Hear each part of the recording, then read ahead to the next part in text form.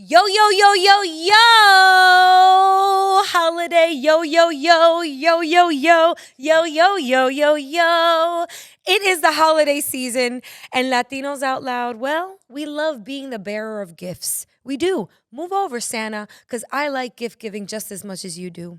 And I've got a whole sleigh full of guests today, and we are going to slay this show. Yes, we are. I'm feeling so corny today. I'm in the holiday spirit like a mofo. I'm wearing my red plaid pleated holiday outfit today for you LOLeros. And for me, I definitely got dressed for myself today. And shout out to my son's school who had a very joyous donuts and dreidels breakfast for Hanukkah. Happy Hanukkah, everybody. It is the first day of Hanukkah as we record this. And tonight, woo-cha, going home for some Hanukkah dinner. Hanukkah Harry is in the building, and so will the potato latkes and every other Jewish cuisine item that my mother's going to whip up for us. My mother also likes to add a little bit of Dominicanism to the Jewish plate, so I cannot wait to see what appears on the table tonight. Probably some arroz con gandules or something or other. We're a very multicultural household, and that's always reflected on the table. So I'm sending out wishes of joy to all of the LOLeros. I did tell myself one different thing for this holiday season, and feel me on this before I introduce my amazing guest who's sitting to my left. This holiday season, I made a vow. I am going to laugh my way through the holiday season. You know why, LOLeros? Because truth be told, for one, I feel like I get a lot of stress around this time of year. I get stressed out from the Christmas lists, from the kids, because they want every single new toy. And, my little one wants LeBron James to come to the crib for Christmas. And, I don't know, I might have to dress up like him or something. But that's not going to happen unless you're listening, LeBron James, and you'd like to make a pit stop on the Upper East Side of New York. My little one, Benji, is obsessed with you, loves you. So shout out to LeBron James and all the little ones that think that they can be him. Yeah. And also get him to come to the crib for Christmas. I don't know if that happens. But I get stressed out. I get stressed from the budgeting, the events, the outfits, what to cook, what to bring, too much to drink, too much coquito. That coquito goes right to the hips, baby. I'm telling you. So I'm trying to balance it all. And as I've said in the beginning, in episode 1 of 375 that we've done already for Latinos Out Loud, laughter is the best medicina. You know the bachata, medicina de amor, quiero de ti. Medicina is laughter. And laughter is what we bring here at Latinos Out Loud. Laughter and empowerment. I always talk about this, y'all, the Triple E effect, which it sounds like a wrestling thing. The Triple E effect, brother. No, it's also enlightenment, education, and entertainment. And that's also what we bring here at Latinos Out Loud. And my guest today, well, he's going to bring it. He already brought it. We've been talking about his life behind the scenes, and you know him from things like On My Block, and now you know him from the amazing film At the Gates. Please put your hands together for Ezekiel or Ezekiel Pacheco. What up, Zeke? What's up? Thanks so much for having me. Thanks so much for being here. I really appreciate this. I did not just name him Zeke. He told me that that's also a nickname that he goes by. Because Ezekiel, first of all, that's a biblical name, right? And I do have a friend named Ezekiel. We call him Easy. I call him Ezekiel because I just love the way it sounds in Spanish. Ezekiel. Yeah, it's a nice name, yeah. What do people call you? Ezekiel. Ezekiel. But, or Zeke. Mostly Zeke. Zeke. It's just a long name, Again, I told you this before, when I hear Zeke, I think of Harley Davidson, Harley Davidson driver, big tattoos and, get out of my way. I'm Zeke. Yeah. I used to hate my name growing up, though. I don't know, it was too strong. But now that I'm older, I love it. I absolutely love it. Listen, it sounds like a movie star name. I was just going to say that. I was just going to say it's okay. Oh my God, you took the words out of my mouth. No, because first of all, you are a movie star, number one. God and bless you. it's the name of a movie star. I could see your star on the Hollywood Walk of Fame right now. Ezekiel Pacheco. Can I put that out in the universe? I see that too. Is it too premature? I don't know. No, I it's see not. Okay, I'm putting that out there for the both of us, and I better be invited to the ceremony because I'm just saying I put it out in the universe. I I'm gonna believe have in part law of of that. attraction as well, so. So do I. Okay, I'm so glad you're here. You don't live here. No. You're based in LA. Yeah, that's right, in Watts. Watts. You know where Watts is at? I don't. No? Tell me. You don't know? You know South LA though, yeah? A little bit. I mean, I've Okay, been you to been to LA, LA? but like not with the vatos locos para siempre. You know, like, tell me about Watts. Yeah, Watts is a beautiful little city in South LA. It's comes with a lot of crime and a lot of violence, but you know, it's what got me here today. Built me with a lot of strength.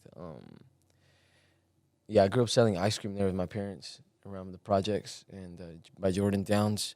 Um, During my premiere, I had the Watts Towers on my pants. I bring Watts with me everywhere. You represent. Yeah, 100%. I love that. So that's who made you. How'd you get out of Watts? So in Watts. I'm looking Still forward. in Watts. Yeah. Still representing. So you're a hero, I assume, in your community. I mean, I don't know if a hero, but I'm trying my best to be the best example I can be and, you know, lift people up with all the adversity I've been through in my life. Yeah, just trying to push on, trying to get a good message out there. And, you know, there's a lot of kids out there looking up to me, so I'm just trying to be the best example I can be. Okay, so you're a perfect guest for Latinos Out Loud.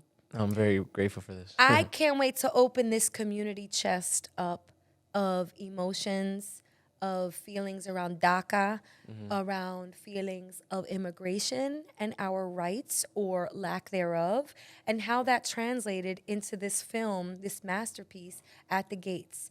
Tell the LOLeros a little bit about At the Gates, and then tell us about your experience and how close this film was to home for you. Yeah, At the Gates is a story about a mom and a son. She's a housekeeper, and she helps out the Bears family, played by Miranda Otto, Sadie Stanley, and Noah Wiley. Yeah, so we go to this house and go help them out for the day. I'm about to go to college, but I decided to go help my mom out for a few days. So when we get there, everything's going fine. It's just a regular day. My character, Nico, hasn't really seen a house like this. He comes from a very poor area in East LA. It's a big mansion. Yeah, Security beautiful cameras, house. intercoms everywhere. So he's just not used to seeing stuff like that, you know, just like myself. So throughout the day, we finally end the day, and then ICE starts the immigration raids, just like it happened in Florida with SB 1718. So they're looking for Nico and Anna, played by Vanessa Benavente, who does a beautiful job, by the way. The Bears family convinces us to stay. My character's a little sus about it because he doesn't know these people are trying to keep them hostage, almost like a personal slave kind of thing, or if there's actually immigration raids. And throughout the movie, you see that. Also, another topic that's touched in the film is the fact that, you know how in the world there'll be like a certain issue going on and everyone will get behind that issue and politics start and people will start like dividing themselves and like, oh, this is right, that's wrong. And, you know, but if the moment came to pass, would you actually help these people out if they're in need? You know what I'm saying? Everyone on social media does a hashtag and post stuff on their stories, but would you really, would you really be there for those people? And so this is kind of a little Shoshana, Inglorious Bastards, you know, The Diary of Anne Frank. Like, it conjures up a lot for me. So they kind of hide you in this room. Yeah, in the cellar. In the basement. Yeah, in the basement. And so this film, being a DACA recipient, this had to have resonated with you. I hear a tuning fork and like that sound just resonating throughout the entire experience for you while shooting this film.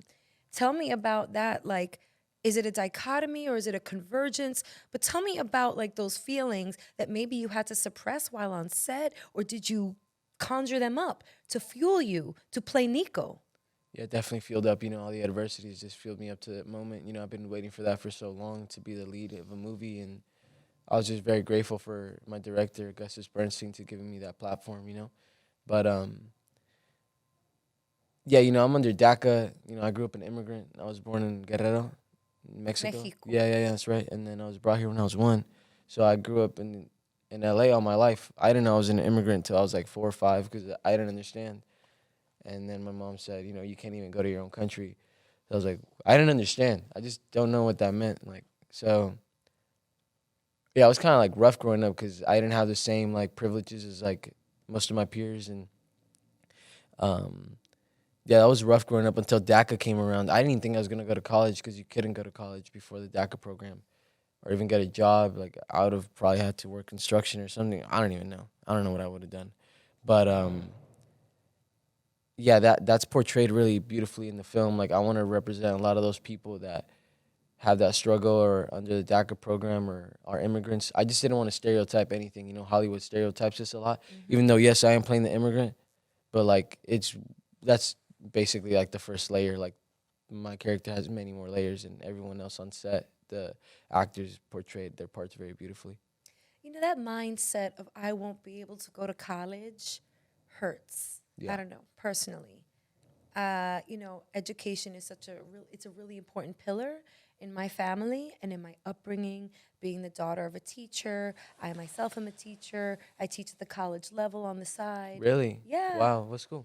Oh, Brooklyn College. Really? What? CUNY That's represent. amazing. Congratulations. Thank you. Look at him flipping it on me. You want to do the interviewing? Go ahead, Ezekiel. I'm ready. I'm always down for a What do good you Q&A. teach? Great question. So I used to teach multicultural marketing, but starting in another month, drum roll, I'm going to begin teaching advanced radio and podcasting Wow. to undergraduate students who have already taken the prerequisite of an intro to radio and podcasting. So these are kids that are ready, like sleeves rolled up, shovel in hand, podcast heave ho, podcast heave ho. Okay. Is that the first class like that? No, so it's fairly new, but I'm not the first. I'm not the Okay. first to teach it, but I'm the first loca to teach it. Hello. Yeah. Well, congrats on that. Thank you, Ezekiel. This is so fun. And I just really love your spirit. I appreciate it. We could talk about me all day and I wouldn't mind it, but we're not going to. I want to talk more about you and your journey, which is already hitting some like chords of emotion in my heart. You're pulling at the heartstrings because, again, for someone to tell me that at one point in their life they didn't think they can go to college and they'd have to become a construction worker or some sort of blue-collared worker, is heartbreaking. How does that exist in this country in the 21st century? I'm just not sure. But film and art help us communicate messages of education and letting the country know that this still exists. So I mentioned before this show likes to do the triple E effect, brother. That's right. Enlighten, education. The Hulk Hogan do wrestler impersonation. We educate, we enlighten, we empower, baby. Yeah. I would like to know from this film, how did those three buckets, or what were those three buckets like for you during the film? So in other words, what enlightened you, what educated you, and what entertained you about At the Gates, either the script or the process or the final product, which is out now? Let me know how the triple E effect affected you. Well, the entertainment part was the fact that the film's a thriller. Yeah, it's not just like a regular drama. So the people really like enjoy that aspect of the film. And then the education part of it was like just being able to do my first film. Like I had been envisioning that for so long. And now that I was there, I was like, this is perfect timing for me. And now I'm able to learn from like Noah Wiley, Miranda, Vanessa, Sadie, Jack, like all these people in Augustus. Everyone was just so kind to me, and they gave me the respect as a leading man, which is very great for me because you want to be comfortable on set, you know? And it was also like my space. Like every time I act, it's not just that I memorize my lines and like go for it. This is not my thing. Like it costs me a little bit of my mind and like my peace, but I'm willing to sacrifice that if it reflects truth back to you. Like also the movie's universal. It doesn't just have to be Latino, Salvadorians, like brown people. Like it could be anybody that reflects with that story, you know? It's a beautiful story. Yeah. It has its moments, but it's impactful. Anybody could watch this film. Everybody should. Now, okay, I heard on an interview that when you got this role, you were working at Amazon. I had, I was working at Amazon for a little bit, like a year. I had just gotten off this big high from on my block. I had like 8 lines probably in the whole show, and I blew up. And like, I got like 170,000 followers in like 3 days. Bingo. And then the pandemic came, and I kind of thought I was like, oh, I'm here now. Like, my ego got really inflated. I just didn't know. Like, when you're the first one to do things like this, you just don't know, especially coming from where I come from. You just, I don't know, it's like a drug almost, you know? And like, that dopamine effect is crazy. So like, it just got to my ego, And then the pandemic came, and I wasn't getting any work. I had no money. And it was like a rough time for me. And I had to go work at Amazon with my best friend, Alex and Joel. And we were just dropping off packages. And I was like super like, I was like, bro, what is going on? This is like stupid. Like, what am I doing? I shouldn't even like be acting. Like, what am I doing? This is just so stupid. I just got like lost like all that like confidence that I thought I had. And then, but there was something in my mind like telling me like, I was like, I'm gonna get something by the end of the year. I'm gonna book my first movie. I just felt it. Even in times where like I felt like sorry for myself, like I always knew I was gonna do something big. So It sounds like you manifest. It sounds like you put things out in the universe and the universe is answering you. yeah, thanks to the grace of God, like I keep getting blessed a lot, and I just ask Him for a lot, and He always gives it to me, even if it comes to challenges or So what was that like? Because that must have been a hell of an Amazon package being delivered to you when you got the news of the role. Like, were you like, Amazon Prime, I'm out? That I had just left Amazon, and I had left Amazon like 2 weeks, and before I got the film, and then I got into like a car accident. I know. And then I had to go back to Amazon. I was like, bro, fuck, dude. No this sucks. way. And then I got the audition. I was like, whoa, like, let me check it out. And then I was like, I'm going to book this. This is for me. Yes. I'm going to finally get it. And then I met Augustus, and me and him just connected. And then we got lunch, and we just ended up being like good buddies. And now we're like best friends. I'm with him like a lot. He's always there for me. And he, I didn't hear back from the film for like a week and a half, and I was just stressed that week with the car accident, trying to make some money. And then finally, I was dropping off a package, and I get an email saying congratulations. I just remember like throwing the package, and I ran back to my car, and I was like screaming, and I was like called my parents, and they started crying. And I remember my dad's like, my skin got chills, like, and then it's just like a lot of adversity I had been through at the time that. Just feels nice, when all that pain finally pays off. Yeah. But I also knew like I wasn't there yet, like I haven't made it yet. You know what I'm saying? Like it doesn't satisfy me. Like I want more. I wonder. I have a big question. Yes. Like even the big celebrities, even like the big stars that have decades of work under their belts, like do they ever feel like they're there yet? Like can one in this field ever feel like they're there? 'Cause I'll just talk about me for a second. Like, I don't have decades and decades of experience under my belt, but I feel like I'm so far from there. Like, I wake up every morning and I'm like, okay, how many things can I do today to get me closer to there? Because we're not there yet, but like, how many things do I have to do in one day in order to get there? And will I ever feel like I'm there? Right. At this rate, I don't think so, but is that a good thing or a bad thing? I mean, that just means you're starving for this, Oh, like yeah. I'm super hungry for this. Like super hungry. And like I'm very grateful for all the gifts I've gotten from life and this film and whatnot.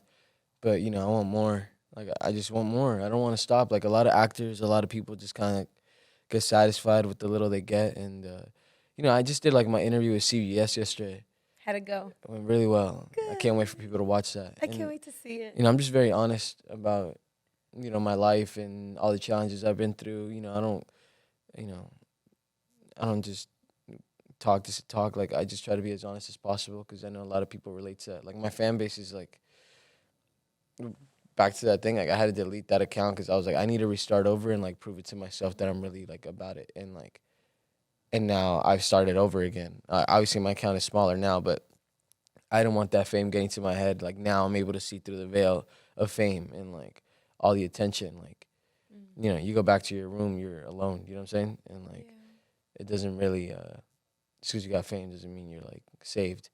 So, but yeah, like my fan base is like a lot of the hopeless people, the empty people that, they don't want to be here just like me, And I just try to pass that message on as much as possible. Like I'm not just trying to do this for fame or that, like I also got to take care of my family through this and people I love. I represent more than just the immigrants and the Mexicans and Latinos, which I'm very grateful to represent my people. But, you can be black, white, or you can come from wherever. And, like, I'll represent you because I've been through a lot, you know what I'm saying? And I'm like a voice for the voiceless at the moment.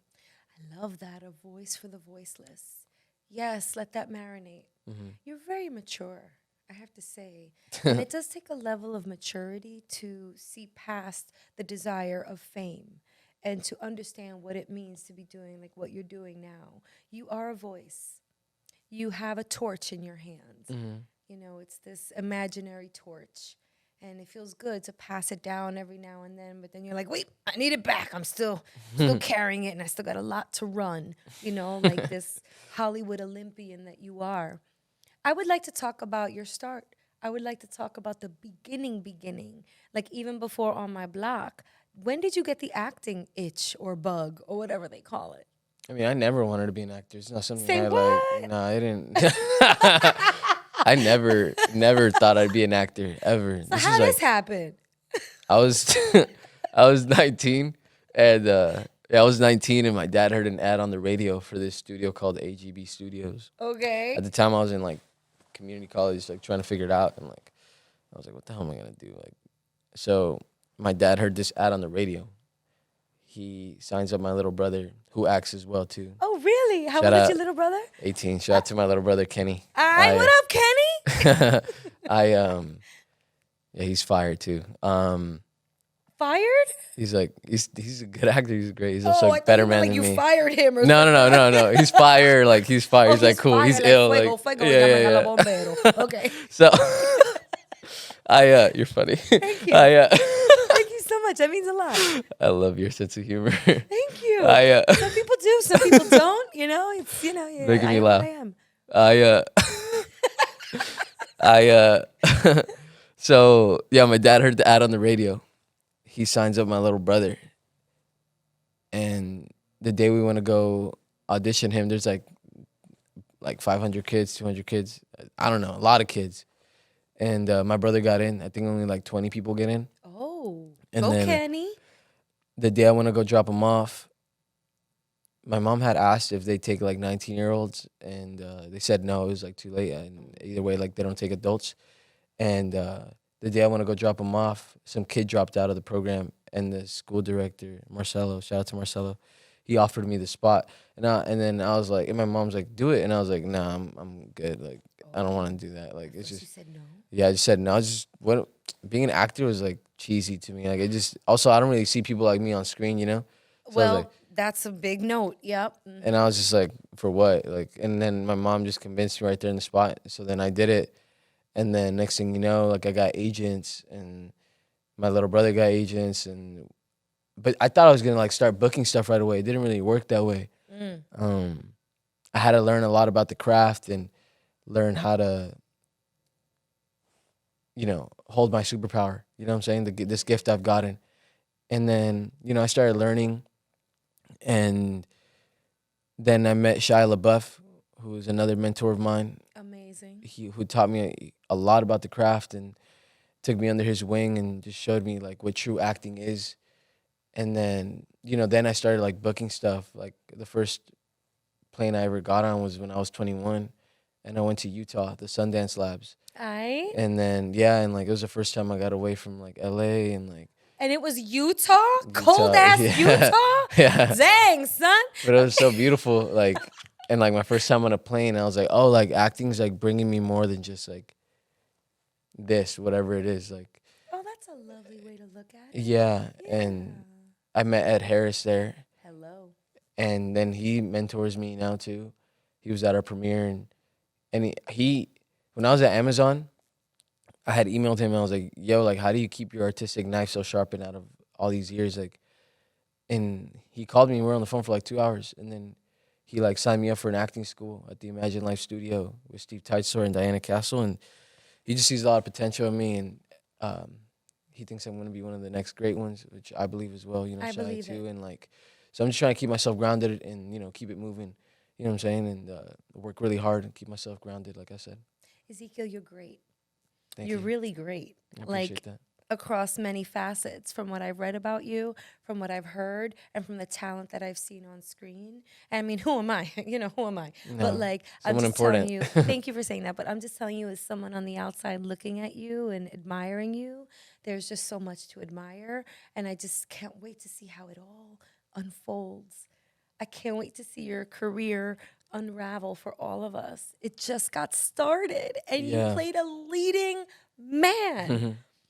Yeah, I'm very, very blessed. And Thanks to go, God. mom. I have to say, go, mom, for pushing you to do that acting school Yeah. with your brother.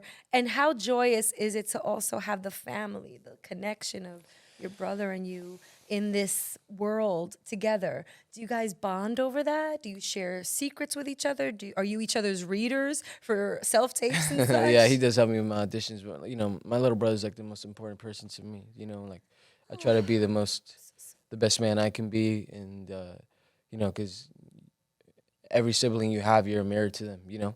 So I just try to stay strong for him. Any adversity that he's seen me go through, I muscle it out and keep going forward. I'm looking forward to the day I get to buy my parents a house and give him a better life. And like I don't come from money or anything. Like we live in a store. I still live with my family. Like I could have moved out a long time ago with the acting money, but I decided to give that money to my parents. Anytime they need it, I give it to them. Are you guys listening or watching this? Are you not as moved as I am right now? I don't mean to interrupt, but go on. You're such a good egg. What a holiday gift. A good egg. You really are. I love that. You're like the brown organic ones from Trader Joe's. The Not brown just organic. because of your skin color, no, because they're brown and they're organic and those are the healthy ones. And they're expensive. They're more expensive than the white ones. Yeah. I'm just saying, you're one of those good eggs. I appreciate that. Yeah. I'm just, been through a lot in my life, and I'm looking forward to buying my house, like I said, and get us out of the situation we're in. Like we deal with a lot all the time. Like my dad was assaulted at gunpoint like a few months ago, and he took our like rent money. And like What? it's just like shit going on all the time, and like In LA, where I'm at, like it's rough. You know what I'm saying? It's a rough neighborhood. Sorry. And like Is your dad okay? yeah, he's fine. It's just a lot of things happen. Like it's just because I have a movie out and like have a lot of things out there for me doesn't mean I'm out here like living this Hollywood lavish life. Like I try to be as honest as possible. We got our register stolen like 2 days ago. Some guy just came in with the gun and like took our register. Like there's like a lot of shit. The ice cream shop? Yeah. Like just crazy shit that goes on all the time. You know what I'm saying? And like growing up in Watts was like rough because you're either gonna get picked on or you gotta protect yourself. And like I would like get in trouble in a lot of school for like fighting and like protecting myself because if you're not, you're gonna get bullied. And I'm not gonna let that happen because then it gets worse. And like I don't fight anymore. But just if things get crazy around there, like you had to. I mean, I don't want to. All right, I'm just saying. No, I mean, if that's you got the to New Yorker defend my in me. parents, I like, of course, but trying to be the best example for like kids out there and like, just be the bigger person and, keep it moving. Sometimes that's just ego. I don't want my ego getting the best of me because then when it does, like, I just change and, things get rough a lot of time. Like, even during the strike, like, it was rough. Like, just, not working. I'm just like, finally we got the movie out there. But, I want my next movie now. I want to do like an A24 movie or, I'm the lead of a big show. I'd rather do movies, though, to be honest. Yeah, let's play the game now of what do you want to do next? If you had a magic wand, what would some of the projects look like? Well, I believe it's going to happen. I'm just going to book more movies, more leads, and like work with like DiCaprio and Denzel. Yes. All these big actors that I've looked up to for so long, Ed Harris. I'll work with Shia again. You said Noah Wiley's also now mentoring you as well. Yeah, he's a good man. That's amazing. We know Noah Wiley way back from I do from ER. That's where I fell in love with his acting. But now, I mean, he writes, he produces, he also directs. And I watched an interview that you did with him, and I just really saw like that evolution of Noah Wiley too, having been following his career for quite some time now. He has his pulse on writing styles, directing styles, and he was talking about that toggling of being an actor and then also just being that director on set and how he modulates between the two. It was quite interesting to hear. But it's also interesting to hear how many mentors you have and the importance of mentorship in this space, right? I hope that you also pay that forward because I can also see you being quite the mentor to a younger Ezekiel. Yeah, 100% one day, Like, as a good man, like all these mentors I have, like they all have one thing in common, which is humility. Coming from where I come from, like it's very easy to have your ego inflated, but like they've done so much and they're still very humble. And also confident at the same time, but they move with grace with it. So I'm just trying to keep that mentality going. And without a doubt, I'm going to be amongst the best one day. I'm just going to keep working hard and keep moving forward. I'm really impressed just by, you in real life. Like I was impressed by your skill and everything that I saw before today, but seeing your spirit, your soul in real life, it's amazing. Um, I would like to talk about not only future goals, but like let's talk about the 10-year plan, the 20-year plan. What do you see aside from booking the big roles? Um, do you see anything else you want to direct? Do you want to write, quite possibly? Hmm. Anything like that in Ezekiel's future? I haven't really thought that far ahead. I just know one day I'm gonna be at the top, and I don't want to lose that hunger. But maybe directing would be cool one day. I would like to write some stuff. I'm not a good writer, but I got people now that can write for me and help me write my ideas. I've always wanted to play my dad in a film and like Oh, tell have me someone play me. why. I mean, my dad's story is just very tragic and sad, and like just a lot of things I saw growing up. And I love my father. He's my hero. He's we haven't always had it easy, and I see him get up at 5 a.m. every day to work, and he's just a great example for me and my brother. He always held the house down, and I know it's gonna get passed down to me really soon. So I'm just, I'd like to play him in a film one day and have someone play me, and my brother can play maybe that younger version of me. That'd be kind of cool. But yeah, I would just like to keep doing this, and like I just think I have like a gift for this, and like I'm able to like change a lot of lives through my craft, even though this is not something I wanted to do. Like I know it's like bigger than me. Um, so if it gets to like inspire people and like save someone's life and like give them hope, like I'll be very grateful for that. But I have no doubt like I'm gonna have a lot of money one day too. And like I want so much money. I don't even know what to do with that one point. And like just help out my family with that, and for security reasons too. It's not just for luxury, but I don't want to lose that hunger. Like I said, I want to have a long legacy ahead of me. I'm pretty convinced that you will. I think everybody listening to this or watching this is also convinced. I guess my last question is I know you're young, but this is a question that I ask a lot of my guests. So if you could just roll with me. If you had younger Ezekiel right in front of you, like maybe middle school Ezekiel was standing right here.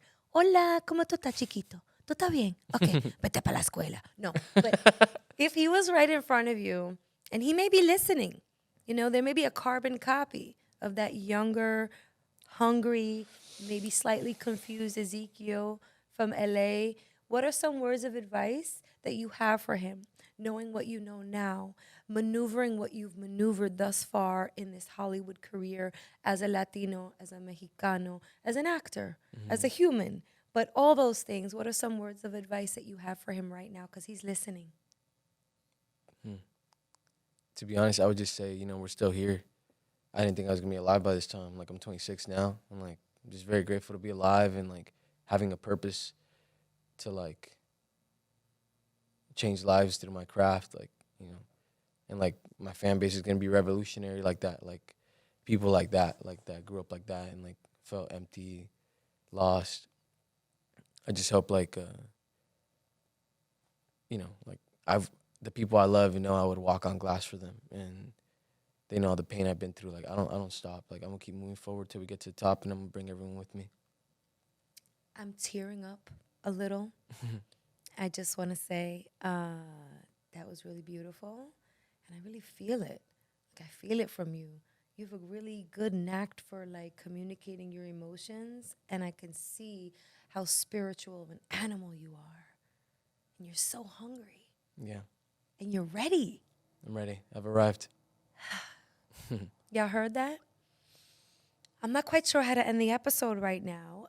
First, I'll try to get this stuff back in the tear ducts. Get back in there. Do not come streaming down my face right now. I put on a ton of makeup. Okay. Looking great. Thank you. Ezekiel, I really appreciate your honesty and your candidness and inviting us all into your world. Your world is impressive. It's remarkable. But the things that you must think about from your past, what you've overcome, what you still have to overcome, and really those thoughts of not being able to do what you're doing now And you considering all of this a gift is so beautiful, but it hurts at the same time a little bit because I know there's other Ezekiels out there that may be stuck in that, nah, I'll never be an actor, or nah, I'm destined to be a construction worker, or I'm destined to work in my parents' store for the rest of my life. And I hope that this interview is listened to and heard. Like, it's one thing to listen, but it's another thing to really hear it. Like, listen to this man's words. Anything is possible. The universe does bestow gifts upon us, but we really have to want them and put the desire out there. And it could be anything. I mean, I journal. I speak to the universe on a daily, if not hourly basis. I'd be like, yo, you heard? You heard that? You heard? Okay, just checking. But it's so important to give, right? In order to receive. Receiving is nice, especially, I mean, we're in the time of the holidays and receiving, but giving is so much more fulfilling. I don't know if you guys, I mean, shaky voice. I don't know if you guys are in the spirit of not just gift giving. I mean, like, it was just Giving Tuesday, giving back to organizations, volunteering. There are soup kitchens in need. There are coat drives. There's so many ways to give during this time of year. But just going back to you, Ezekiel, thank you for everything that you just gave us. You gave me a lot of food for thought. That's why I love this job. Mm-hmm. I love what I do because every time I have a guest, I learn. Mm-hmm. I'm extracting, I'm listening, and I'm like this Latina sponge right now, just like accepting all of that amazing, these nuggets of information. And also, I want to understand other people's perseverance and other people's roads to triumph, because I'm on my own road to triumph. That's right. And if I can take some, some guidance, some directions, mm-hmm. Then I don't need to look up Apple Maps or Waze. I have you. I have people like you that sit in that seat that also give me and the Elueleros such gifts on this show. Okay, we're going to wrap the episode like a gift under the tree.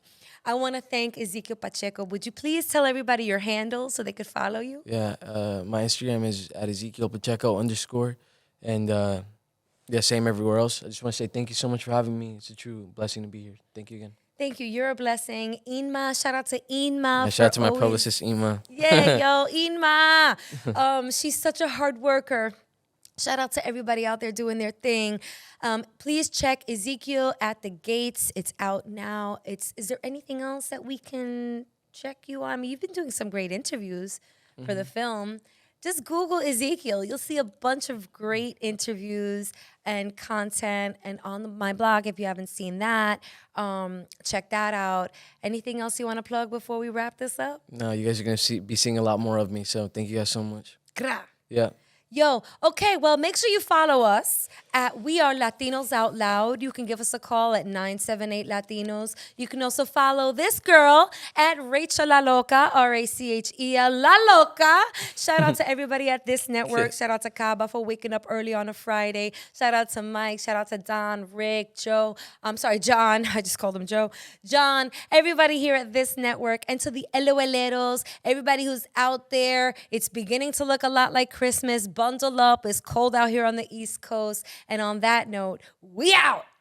It's the Latinos Out Loud podcast.